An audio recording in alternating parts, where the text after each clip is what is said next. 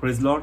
परमेश्वर चांगला आहे आणि त्याची दया नेहमीची आहे. विश्वासणाऱ्यांनो, काही सेशन्स घेऊन आपण प्रार्थनेबाबत शिकत आहोत आणि मी विश्वास करतो जसं आपण प्रार्थनेबाबत शिकत आहोत, आपलं प्रार्थना जीवन बनणार आहे. आपण एक प्रार्थना योद्धा बनणार आहोत. विश्वासणाऱ्यांनो, तुम्ही तुमच्या जीवनामध्ये किती पण व्यस्त असा, प्रार्थनेसाठी वेळ काढा. मी पुन्हा सांगेन, विश्वासणाऱ्यांनो, प्रत्येकाला वेगवेगळी जबाबदारी आहे. काही लोक काम करतात, काही स्त्रियांना त्यांच्या लेकरांची जबाबदारी, आपल्या प्रत्येकाला वेगवेगळी जबाबदारी आहे. आपण प्रत्येक व्यक्ती बिझी आहोत, परंतु मी आज तुम्हाला एनकरेज करेन विश्वासणाऱ्यांनो, प्रार्थनेसाठी दररोज वेळ काढा. जर तुम्ही दररोज प्रार्थनेसाठी वेळ काढता, प्रार्थनेचे फायदे तुमच्या जीवनामध्ये दिसतील. मागच्या टीचिंगमध्ये आपण शिकलो की प्रार्थना करण्याद्वारे काय फायदे दिसतात आपल्या जीवनामध्ये. आपण धाडसी बनतो, आपण धैर्यवान बनतो, आपण धीट बनतो. परंतु प्रार्थनेचे फायदे फक्त त्या विश्वासणाऱ्याच्या जीवनामध्ये दिसतील जे दररोज प्रार्थना करतात, जे त्यांचं जीवनशैली प्रार्थनेची जीवनशैली आहे. आणि प्रार्थनेची जीवनशैली याचा अर्थ काय माहिती का? दररोज तुम्ही प्रार्थना करतात. आणि विश्वासणाऱ्यांनो, जसं आपण प्रार्थनाचं जीवन जगतो, परमेश्वराचं काम आपल्या जीवनामध्ये जास्त दिसन, आपलं जीवन बदललेलं असन. आतापर्यंत आपण शिकलो की प्रार्थना काय आहे, प्रार्थना कशी करतात, प्रार्थना का करायला पाहिजे. त्यानंतर आपण प्रार्थनेबाबत सत्यता शिकलो. त्यानंतर आपण प्रार्थनेचे फायदे शिकलो. आणि आज आपण शिकणार आहोत की प्रार्थनेत अडथळे. आजच्या टॉपिकचं नाव आहे प्रार्थनेत अडथळे. प्रार्थनेबाबत मी 7 टॉपिक शिकवले. वेळ काढा आणि थोडं ते परत परत ऐका. काय म्हणतात, पास्टर मला प्रार्थना करायला येत नाही, मला माहिती नाही प्रार्थना कशी करायची, मी प्रार्थनेमध्ये बसू शकत नाही. मला तुम्हाला सांगू द्या, काही समस्या नाही, काही प्रॉब्लेम नाही की तुम्हाला प्रार्थना करता येत नाही. कोणालाच पहिल्यांदा प्रार्थना करता येत नव्हती. त्यांनी वचन घेतलं, त्यांनी निर्णय केला या टीचिंग घेण्याचा. त्यांनी ते टीचिंग ऐकत राहिले आणि ते प्रार्थना करायचं शिकले. आणि हे तुम्हाला माहिती पाहिजे की जर तुम्ही या टीचिंग घेतान आणि ऐकतान प्रार्थना कशी करायची, प्रार्थनेचे काय फायदे, प्रार्थनेबाबत सत्यता, जर तुम्ही प्रार्थना काय हे समजून घेतान आणि जर या टीचिंग तुम्ही वारंवार ऐकतान, तर तुम्ही एक प्रार्थना योद्धा बनतान. कोणीच पहिल्या दिवसापासून प्रार्थना करायचं शिकलेलं नाहीये. वचनामध्ये जसं आपण वेळ घालवतो, जसं आपण प्रार्थनेचे सिद्धांत शिकतो, जे 7 सिद्धांत आहेत, जर आपण ते शिकतो आणि जर ते लागू करण्यास आपण सुरू करतो, आपल्या प्रार्थना बेहतर होतील, आपल्या प्रार्थना प्रभावशाली होतील आणि आपल्या प्रार्थनेचं उत्तर आपल्याला मिळण्यास सुरू होईल. बायबलमधले जो मागतो त्याला मिळतं.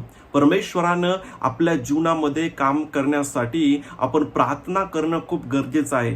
प्रार्थना करण्याद्वारे आपण परमेश्वराला आपल्या जीवनामध्ये आमंत्रण देतो काम करण्यासाठी. आज आपण शिकणार की प्रार्थनेत अडथळे.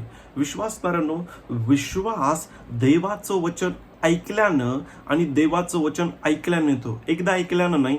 काय म्हणतो, पास्टर मी एकदा ऐकलं मला सगळं समजलं, तसं नाहीये. जर तुम्ही वचन वारंवार ऐकत राहता, एक टीचिंग एकदा ऐकून सोडून देऊ नका, परत ऐका. वचन तुम्ही जसं वारंवार ऐकतात, वचन ऐकल्यानं, वचन ऐकल्यानं आणि वचन ऐकल्यानं, म्हणजे विश्वास वारंवार ऐकल्यानं आपल्यामध्ये निर्माण होतो. वचन ऐकण्याची सवय एवढी सामर्थ्यशाली आहे विश्वासणाऱ्यांनो. जर तुम्ही कंटिन्यू वचन ऐकत आहात, तुम्ही दररोज वचन ऐकत आहात, परमेश्वराचं वचन तुमच्या आत्म्यामध्ये जाईल आणि वचन ऐकण्याच्या सवयीमुळं तुमचा विश्वास वाढण्यास सुरू होईल आणि तुमचा आत्मा मजबूत होईल. मी पुन्हा सांगेन, परमेश्वराचं वचन आत्म्याची भाकर आहे. म्हणून परमेश्वराच्या वचनाला भाकरीसारखं बघा, केक सारखं नाही.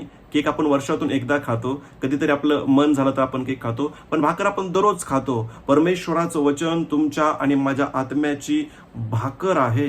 परमेश्वराचं वचन आपल्या आत्म्याची भाकर. म्हणून दररोज वचन ऐका. जर दररोज वचन तुम्ही ऐकता, तुमचा विश्वास विकसित होण्यास सुरू होईल, तुमचा आत्मा मजबूत होईल आणि परमेश्वराच्या वचनामध्ये लिहिल्याप्रमाणे परमेश्वर तुमची नेहमी प्रार्थना ऐका. वचनामधले की प्रभू म्हणतो, जर माझे लोक नम्र होतील आणि जर ते प्रार्थना करतील, प्रभू तुम्ही स्वर्गातून त्यांची प्रार्थना ऐकाल. पित्याचे कान नीतिमानाच्या प्रार्थनेकडे लागलेत विश्वासणाऱ्यांनो. आणि जर तुम्ही आणि मी नम्र बनतो आणि निर्णय करतो प्रार्थना करण्याचा. म्हणून मी आज तुम्हाला आजच्या टॉपिकमध्ये पुढे जाण्यापूर्वी तुम्हाला मी सांगेन, आपल्या जीवनाला व्यस्त बनू नका. काही अशा गोष्टी तुम्ही ते करण्याची गरज नाही, त्या बाजूला ठेवा. आत्मिक गोष्टीला प्रथम स्थान द्या, प्रभूच्या गोष्टीला प्रथम स्थान द्या. त्यामुळे पास्टर मला वचनासोबत वेळ घालवायला वेळ नाही. प्रत्येकाकडे 24 घंटे आहे. ज्या गोष्टी महत्वाच्या नाहीये त्या गोष्टीमध्ये तुम्ही वेळ घालवत आहात. म्हणून विश्वासणाऱ्यांनो, आपल्या जीवनाला व्यस्त बनवू नका. निर्णय करा, ह्या वेळेमध्ये सकाळी ह्या वेळेमध्ये 1 तास मी प्रार्थना करेन, किंवा जो तुमच्या प्रार्थनेचा वेळ सकाळचा आहे, संध्याकाळी तुम्ही त्या वेळेमध्ये प्रार्थना करतात, वचनासोबत तुम्ही वेळ घालवतात. आणि काय घडेल माहिती आहे, तुमचा विश्वास वाढण्यास सुरू होईल, तुमचं प्रार्थना जीवन वाढण्यास सुरू होईल आणि परमेश्वराचं काम तुमच्या जीवनामध्ये जास्त दिसेल. जर तुम्हाला तुमच्या जीवनामध्ये परमेश्वराचं काम जास्त दिसायचंय तर 2 गोष्टीवर नेहमी फोकस करा. एक आहे परमेश्वराचं वचन आणि दुसरी गोष्ट आहे दररोज प्रार्थना करणं. दोन्ही गोष्टी दररोज वचन ऐकतात, दररोज प्रार्थना करतात. युट्यूबवर या टीचिंग मी यासाठी टाकत आहे की तुम्ही युट्यूबवर दररोज टीचिंग ऐकावी, म्हणून सवय विकसित करा दररोज वचन ऐकण्याची. वाचो एक वचन, 1 पेत्र 3:7 त्या ठिकाणी असं लिहिलंय, पतींनो तसेच तुम्हीही आपल्या स्त्रीबरोबर ती अधिक नाजूक पात्र आहे म्हणून सुज्ञतेनं सहवास ठेवा. विश्वासणाऱ्यांनो, माहिती आहे, जर तुम्ही विवाहित आहात तर तुम्हाला हे समजलं पाहिजे की तुम्ही पती पत्नी प्रभूईश्वर विश्वास ठेवून जर जीवन जगत आहात तर तुम्ही तुमच्या विवाहामध्ये बुद्धीनं जीवन जगणं खूप गरजेचं आहे. कारण वाचनामधलं की घर बुद्धीनं बनतं. आणि जसं मी घर म्हणतो त्यावेळेस जे घरामध्ये तुम्ही राहत ते नाही, विवाहाबाबत ते वचन आहे. वचनामध्ये की घर बुद्धीनं बनतं. म्हणून विश्वासणाऱ्यांनो, आणि बुद्धी काय माहिती का, तुम्ही परमेश्वराच्या वचनातून जे विवाहाबाबतचे सिद्धांत आहे तुम्ही ते लागू करतात. विवाहाचा एक सिद्धांत आहे माहिती का, की पत्नीनं पतीच्या अधीन असावं. विवाहाचा अजून एक सिद्धांत आहे माहिती का, पतीनं आपल्या पत्नीवर प्रेम करावं आणि तिची काळजी घ्यावी. वचनामध्ये असलेलं पालन पोषण करावं. जर तुम्ही विश्वासणारे आहात आणि प्रभूवर विश्वास ठेवलाय, आज मला तुम्हाला सांगू द्या की वचन पतींनो तुम्हाला हे सांगतं की आपल्या पत्नीवर प्रेम करा. तुमच्या पत्नीचं पालन पोषण, तुमच्या लेकरांचं पालन पोषण करण्याची जबाबदारी परमेश्वरानं तुम्हाला दिली. पुरुष या शब्दाचा अर्थ आहे की तो असा व्यक्ती जो जबाबदारी घेतो. जसं तुम्ही विवाह केलात, तुम्ही पुरुषासारखं जीवन जगतात. पुरुष या शब्दाचा अर्थ आहे की तो व्यक्ती जबाबदार आहे आपल्या लेकरांसाठी आणि आपल्या पत्नीसाठी. पुढे असलेले, तुम्ही उभयता जीवनरूपी कृपादानाचे समायिक वतनदार आहात. वचनामधले की परमेश्वराच्या नजरेमध्ये दोघं पण समान वतनदार आहात आणि पती पण. पुढे असले, म्हणून तुम्ही त्यांना मान द्या. पुढे असले, म्हणजे तुमच्या प्रार्थनात व्यत्यय येणार नाही. एक विश्वासणारा, माहिती एक विश्वासू कुटुंब ज्यांना परमेश्वर विश्वास ठेवलाय आणि ते पती पत्नी असतील, जर माहित आहे जर ते परमेश्वराच्या वचनातून विवाहाचे सिद्धांत लागू करणार नाही, त्यांच्या प्रार्थनेमध्ये अडथळे येतील. प्रार्थना ते करू शकणार नाही, प्रार्थनेमध्ये व्यत्यय येईल. म्हणून विश्वासणारा, आज आपण शिकणार आहोत की प्रार्थनेमध्ये अडथळे. जे वचन आपण वाचलं ते पती पत्नी बाबत आहे आणि ते सगळ्यांसाठी आहे. असे काही अडथळे आहेत आपल्या प्रार्थनेमध्ये जे आपल्या प्रार्थनेचं उत्तर रोखतात, आपल्या प्रार्थनेचं उत्तर रोखू शकतात. आजच्या टॉपिकचं नाव आहे प्रार्थनेमध्ये अडथळे. आणि त्याचा अर्थ हा आहे माहिती आहे का, की एक विश्वासणारा प्रार्थना करत आहे आणि तो प्रार्थना करते पण त्याला उत्तर मिळत नाही, कारण त्याच्या प्रार्थनेमध्ये काय आलेत, अडथळे आलेत. आणि आज आपण 4 अडथळे बघणार आहोत की ते जे अडथळे तुमच्या आणि माझ्या प्रार्थनेचं उत्तर रोखू शकतात. विश्वासणाऱ्यांनो, प्रार्थना असा काही प्रकार नाही की तुम्ही प्रार्थना केली आणि उत्तर मिळेल. प्रार्थना ही विश्वासाची प्रार्थना असली पाहिजे. आणि मी तुम्हाला सांगितलं, तुम्ही प्रार्थना करत असताना नीतिमान मानसिकतेनं प्रार्थना केली पाहिजे. तुम्ही प्रार्थना करताना क्षमा करून प्रार्थना केली पाहिजे. काही लोक विचार करतात ते प्रार्थना करत आहे पण उत्तर का मिळत नाहीये. ऍक्च्युअल मध्ये त्यांच्या प्रार्थनेमध्ये अडथळे आलेत आणि त्यांच्या प्रार्थनेचं उत्तर त्यांना मिळत नाही. पुन्हा मी सांगेन, प्रार्थनेत अडथळे याचा अर्थ काय माहितीये का, तुम्ही प्रार्थना करतात पण तुमच्या प्रार्थनेचं उत्तर मिळत नाही, त्याला म्हणतात प्रार्थनेमध्ये अडथळे.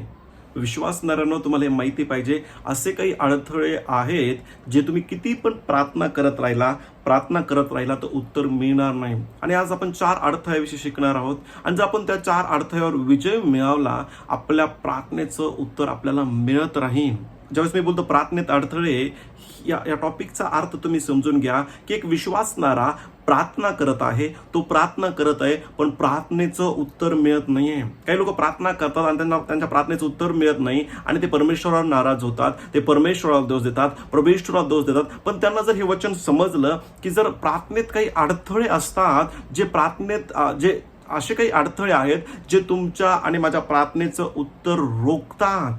वचनामध्ये की दानिएलनं प्रार्थना केली आणि दानिएलच्या प्रार्थनेचं उत्तर 21 दिवस त्याच्या प्रार्थनेचं उत्तर मिळालं नाही. परंतु वचनामध्ये असं लिहिलंय की दानिएलला हे अडथळे माहिती होते. विश्वासणाऱ्यांनो, प्रार्थनेत अर्थ या शब्दाचा परत एकदा मला अर्थ सांगू द्या की तुम्ही प्रार्थना करत आहात पण तुम्हाला उत्तर मिळत नाही. कधी कधी आपण फोनवर बोलत असतो आणि तिकडचा आवाज आपल्याला येत नाही किंवा आपला आवाज तिकडे जात नाही.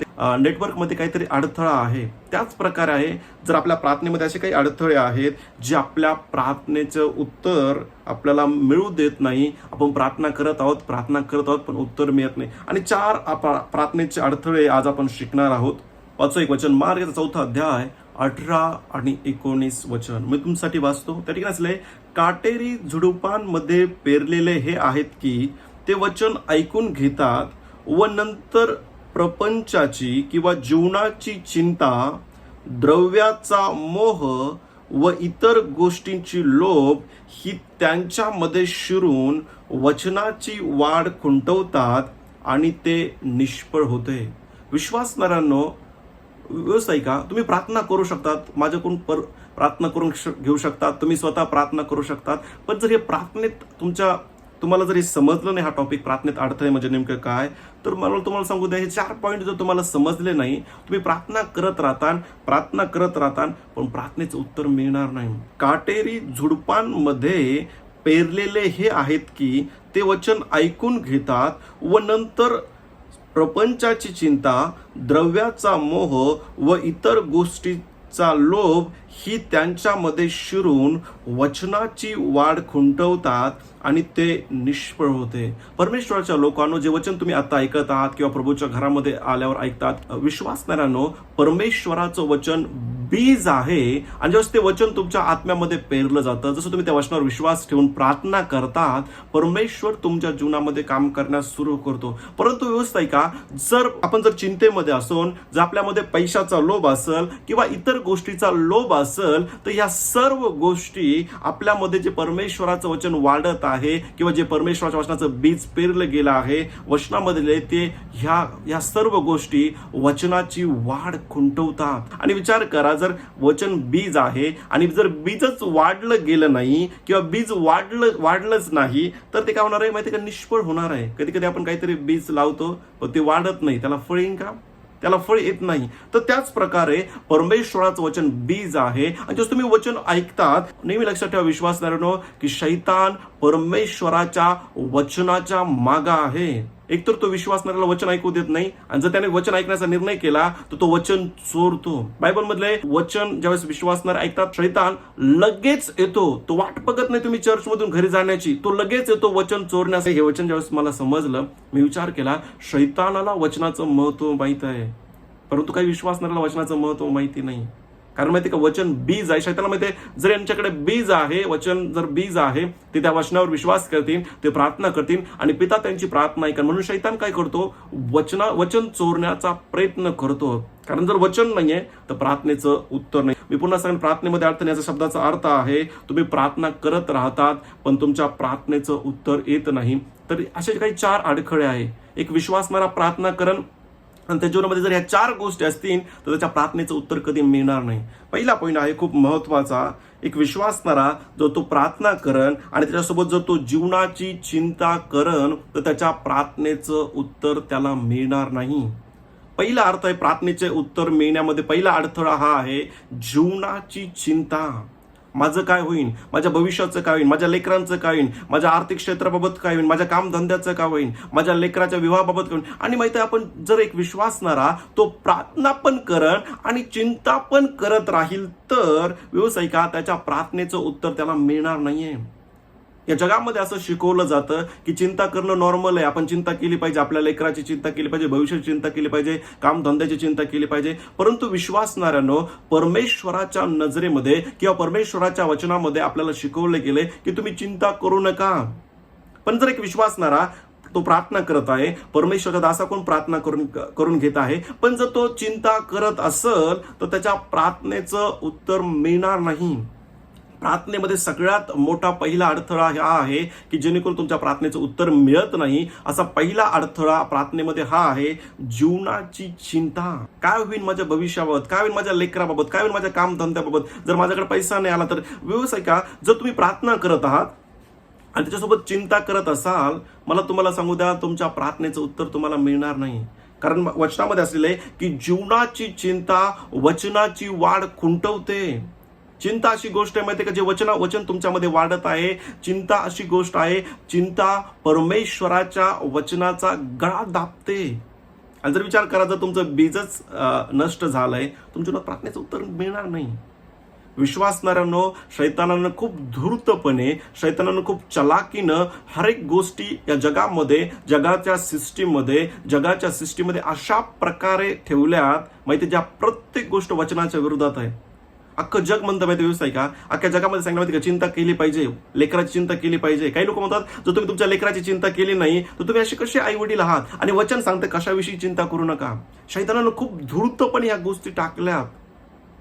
म्हणून विश्वासणाऱ्यांनो, प्रभूच्या वचनामधले की या जगाच्या समरूप होऊ नका, तर आपल्या मनाचं काय करा, नवीकरण करा. जर तुम्ही प्रार्थना करत आहात, त्याच्यासोबत चिंता करत आहात, तुमच्या प्रार्थनेचं उत्तर तुम्हाला मिळणार नाही. तुमच्या प्रार्थनेमध्ये पहिला अडथळा हा आहे की जीवनाची चिंता. एक व्यक्ती प्रार्थना करतो, चिंता पण करतो, प्रार्थना करतो, चिंता पण करतो, त्याच्या प्रार्थनेचं उत्तर त्याला कधी मिळणार नाही. जर तुम्ही प्रार्थना करता, त्याचा अर्थ काय माहितीये का, तुम्ही अपेक्षा करतात की परमेश्वर परिस्थितीला घुमवून, परमेश्वर परिस्थिती बदलून. आणि विचार करा, जर तुम्ही एक विश्वासणारा प्रार्थना पण करत आहे, चिंता करत आहे, याचा अर्थ काय माहितीये का, तो विश्वास करत नाही की परमेश्वर त्या गोष्टी करण.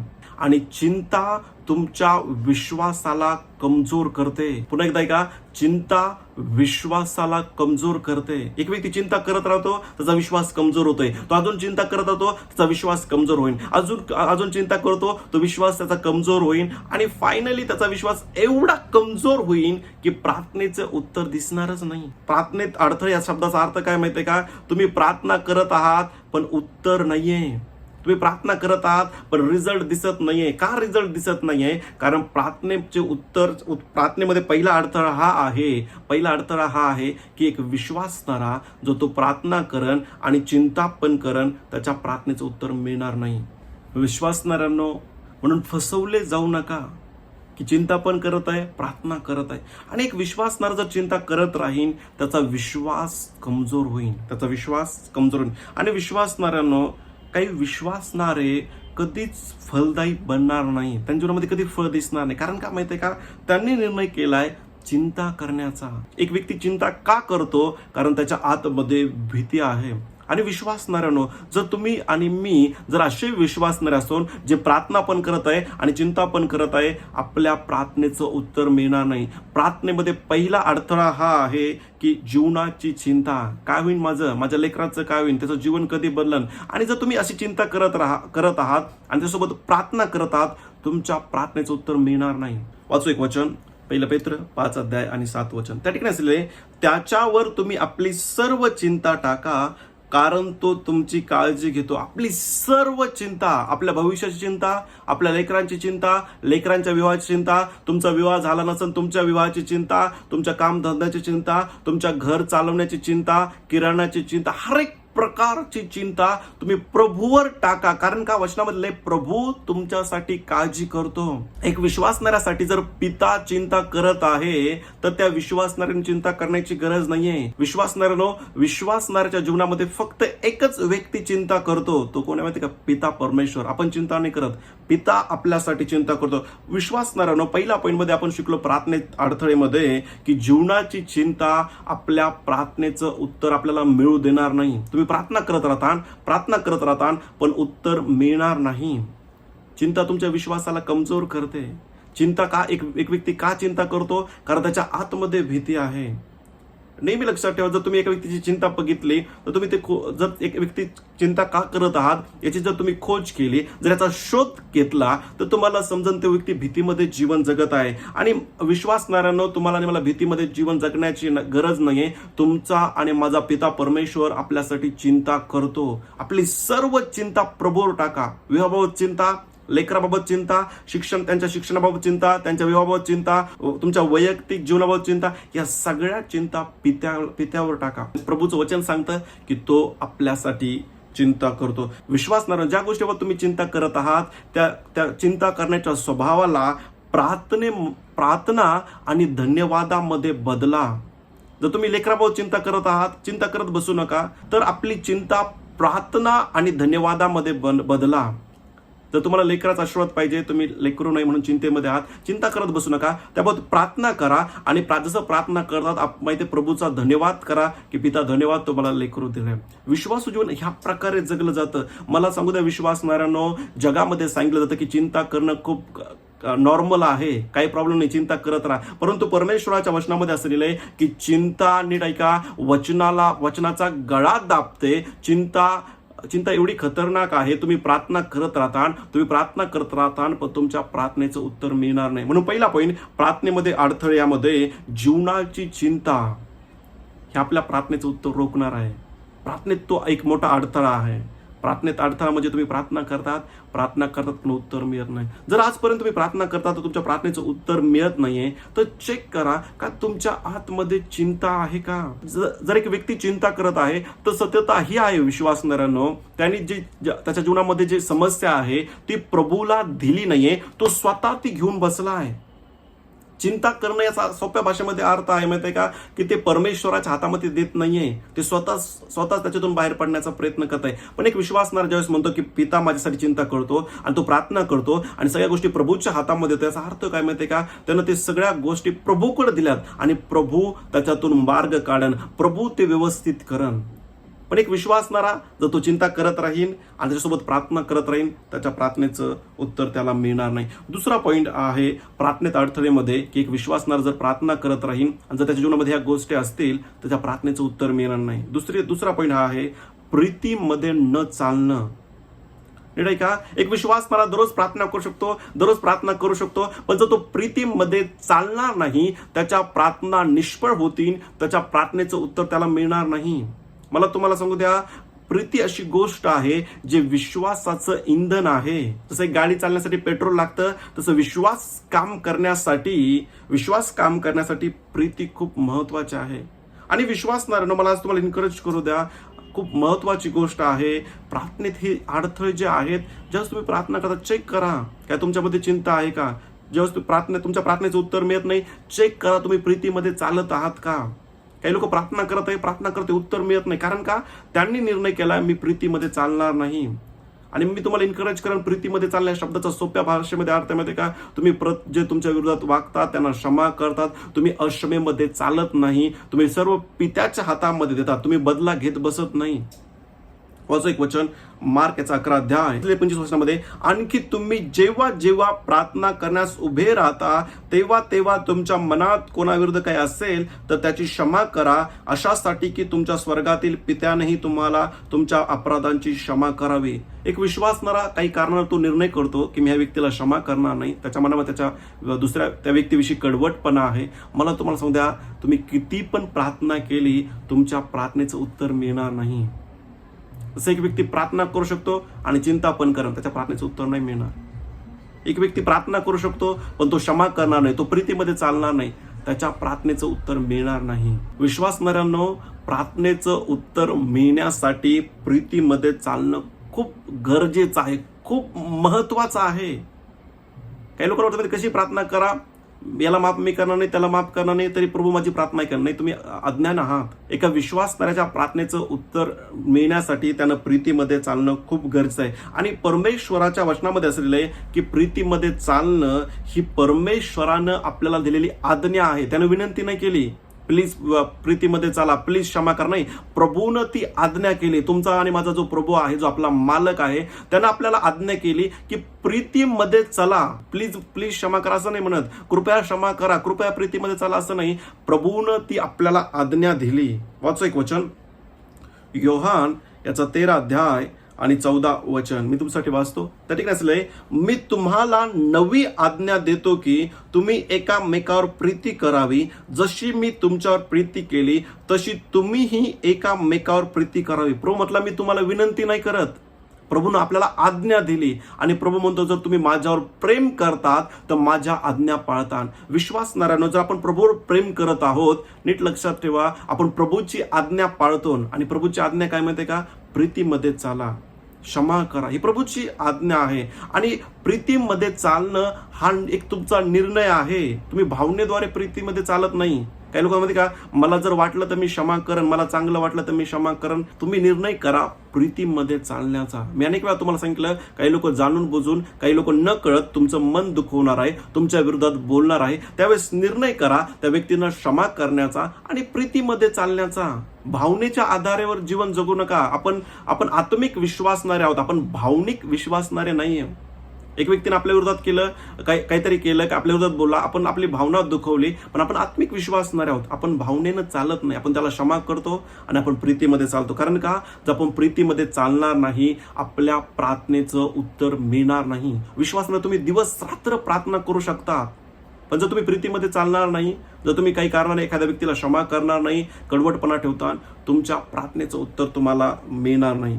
आणि विश्वासणाऱ्यांनो, एक विश्वासणारा तोपर्यंत प्रीतीमध्ये चालू शकत नाही जोपर्यंत तुम्हाला परमेश्वर पित्याचं प्रेम माहिती नाही. वचनामध्ये लिहिलंय, परमेश्वर त्याच्या प्रीतीचा, त्याच्या प्रेमाचा पुरावा हा देतो की आपण पापी असताना, आपण चर्चमध्ये येत होतो त्यावेळेस नाही, वचनामध्ये की आपण पापी असताना त्यानं त्याचा एकुलता एक पुत्र दिला. एवढं प्रेम आपल्यावर करतो. प्रभूने आपल्या सगळ्या पापांची क्षमा केली, आपले सगळे शाप, आपली सर्व गरिबी, आपले सगळे स्त्रियांना होणारे आजार, पुरुषांना होणारे आजार, तरुणपणात होणारे आजार, म्हातारपणात होणारे आजार, हे सगळे आजार त्यानं स्वतःवर घेतले.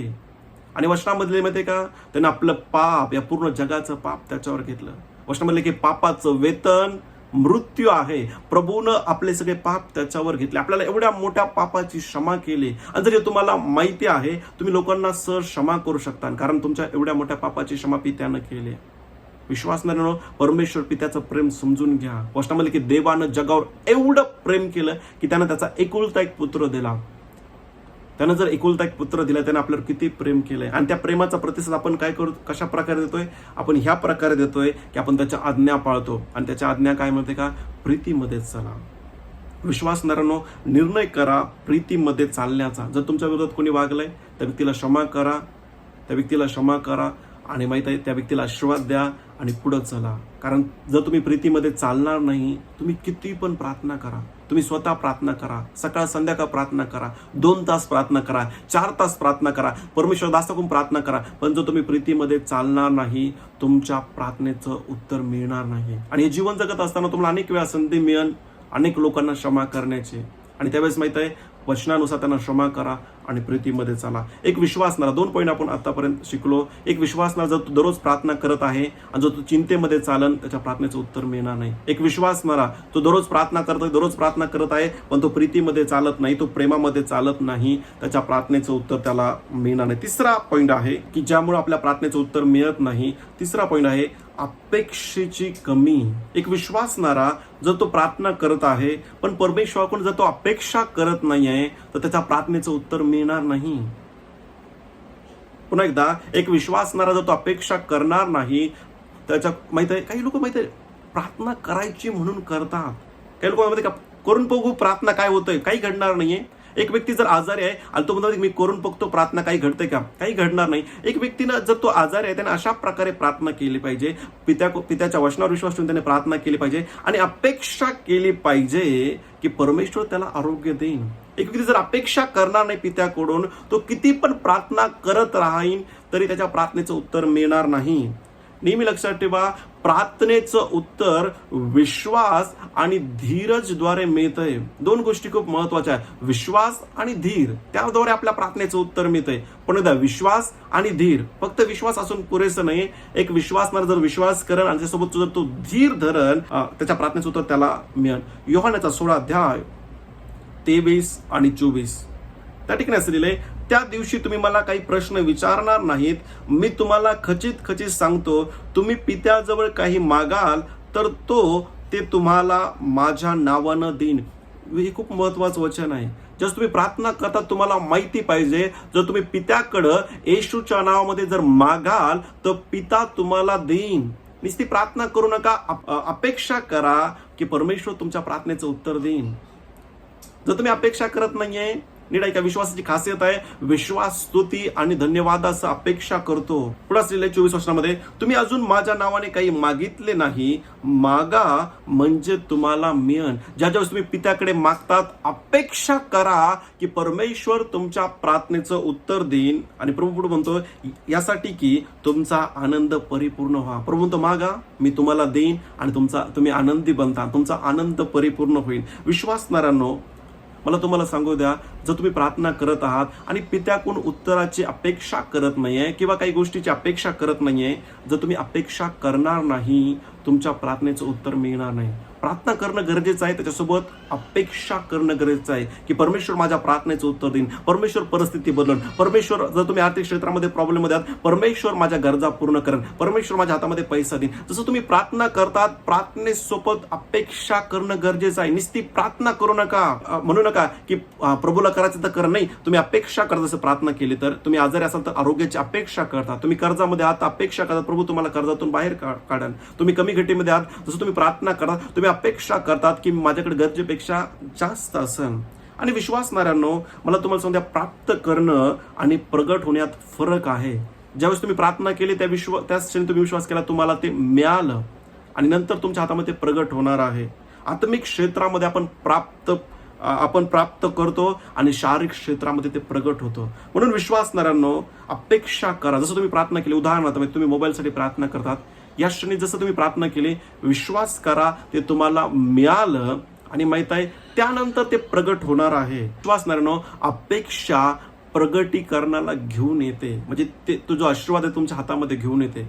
पण जर एक व्यक्ती अपेक्षा करणार नाही, ते कधी प्रगट होणार नाही, ते कधी त्याच्या हातामध्ये येणार नाही. एक व्यक्तीने प्रार्थना केली आणि तो प्रभूकडून अपेक्षा करते उत्तराची, याचा अर्थ काय माहितीये का? पहिली गोष्ट त्याच्या जीवनामध्ये सण, तो उत्तरासाठी परमेश्वराला धन्यवाद देईन. तो चिंता करत बसणार नाही, उत्तरासाठी परमेश्वराला काय करेन? धन्यवाद, पिता तू माझी प्रार्थना ऐकली, पिता धन्यवाद. अपेक्षा करण्याचा पहिला अर्थ आहे उत्तरासाठी धन्यवाद देणं. दुसरा अर्थ आहे अपेक्षा करण्याचा अर्थ माहितीये का, की स्वतःला तो उत्तरासोबत बघतो.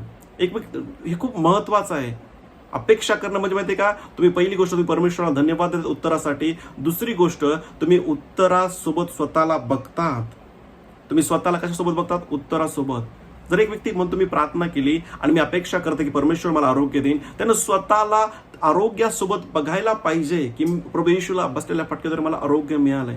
अपेक्षा करण्याचा अर्थ माहितीये का, आपण बसलो आणि शांतपणे प्रभू काहीतरी कर, नाही. अपेक्षा करण्या शब्दाचा अर्थ आहे माहितीये का, पहिला अर्थ सांगितला, तुम्ही परमेश्वराचा धन्यवाद करता उत्तरासाठी आणि स्वतःला उत्तरासोबत बघता. समजा एक विश्वासणारा मोबाईलसाठी प्रार्थना करत आहे, त्यानं प्रार्थना केली, पिता मला मोबाईलची गरज आहे. ज्या क्षणी त्याने प्रार्थना केली, त्याने विश्वास केला पाहिजे त्याला ते मिळालं आणि त्याने अपेक्षा केली पाहिजे की ते प्रगट होईल. आणि अपेक्षा करण्या शब्दाचा दुसरा अर्थ सांगितला मी तुम्हाला, की तो स्वतःला उत्तरासोबत बघतो. तो म्हणतो माझ्याकडे मोबाईल आहे. एक व्यक्ती म्हणतो तुझ्याकडे तर दिसत नाही, परंतु अपेक्षा करण्याचा अर्थ आहे की तो स्वतःला उत्तरासोबत बघतो. आणि जसं तुम्ही प्रगती करण्याची अपेक्षा करतात, माहिती आहे, लक्षात घ्या, तुम्ही परमेश्वराच्या क्षमतेवर आपलं ध्यान लावा. जर तुम्ही आजारी आहात, प्रभूच्या क्षमतेवर विश्वास ध्यान लावा की प्रभू किती सामर्थ्यशाली आहे की तुम्हाला आरोग्य देण्यासाठी, प्रभू किती सामर्थ्यशाली तुमच्या गरजा पूर्ण करण्यासाठी. तिसरा प्रार्थनेमध्ये अडथळा आहे की एक व्यक्ती प्रार्थना करण, पण जर तो अपेक्षा करणार नाही तर त्याच्या प्रार्थनेचं उत्तर त्याला मिळणार नाही. आणि जसं तुम्ही पित्याकडे मागता, तुम्ही विश्वास करता तुम्हाला ते मिळालं. आणि माहित आहे, जसं तुम्ही अपेक्षा करतात, अपेक्षा तुमच्या प्रगटीकरणाला घेऊन येईल. आणि प्रभूकडून अपेक्षा करण्याचा अर्थ मी सांगितला, तुम्ही पित्याचा धन्यवाद करतात, स्वतःला उत्तरासह बघतात. आणि अपेक्षा करण्याचा तिसरा अर्थ सांगितला की तुम्ही तुमचं पूर्ण ध्यान परमेश्वराच्या क्षमतेवर लावलंय. प्रार्थनेमध्ये चौथा अडथळा आहे की स्वकेंद्रित असणं. स्वकेंद्रित या शब्दाचा अर्थ माहिती का, फक्त तुम्ही स्वतःचा विचार करतात, मी, माझं कुटुंब, माझं हे, माझं ते. आणि जर तुम्ही तसे विश्वासणारे असाल आणि जर तुम्ही खूप स्वार्थीपणे प्रार्थना करत असाल तर तुमच्या प्रार्थनेचं उत्तर मिळणार नाही. जर आपण वाचलं याकोब याचा 4 अध्याय 3 वचन, नीट ऐका, जर तुम्ही स्वकेंद्रित आहात, स्वकेंद्रित याचा अर्थ माहिती का, फक्त स्वतःपुरतं बघत आहात. काही विश्वासणारे खूप स्वार्थी आहेत. स्वार्थीपणा या शब्दाचा अर्थ माहिती का, फक्त ते स्वतःच बघतात. वाचूया याकोब 4 आणि 3. त्या ठिकाणी तुम्ही मागता परंतु तुम्हाला मिळत नाही, कारण तुम्ही अयोग्य प्रकारे मागता, म्हणजे आपल्या चैनी करता खर्चावे म्हणून मागतात. काही लोक प्रार्थना करतात, त्यांना काम मिळत नाही, कारण त्यांचा परमेश्वराकडे मागण्याचा उद्देश खूप स्वार्थी आहे. काही लोक पास्टर मला परमेश्वर माझी एवढी गरज पूर्ण करावी. परमेश्वर नक्की तुम्हाला आर्थिक क्षेत्रामध्ये पुढे नेईन, तुम्हाला संपन्न करण, पण जर तुम्ही स्वार्थी आहात तर तुमच्यासाठी संपन्नता काम करणार नाही.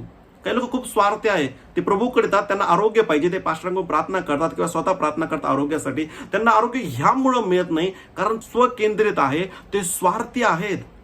काही विश्वासणाऱ्यांना माहित आहे फक्त आरोग्य पाहिजे, त्यांना प्रभू येशू नाही पाहिजे. त्यांना म्हटलं ना प्रभू येशू सोबत तुम्ही चाला, प्रभू सोबत सहभागिता करा, वचन ऐका, प्रार्थना करा. ते म्हणतात आम्हाला वेळ नाहीये, आम्हाला आरोग्य मिळालं बास झालं.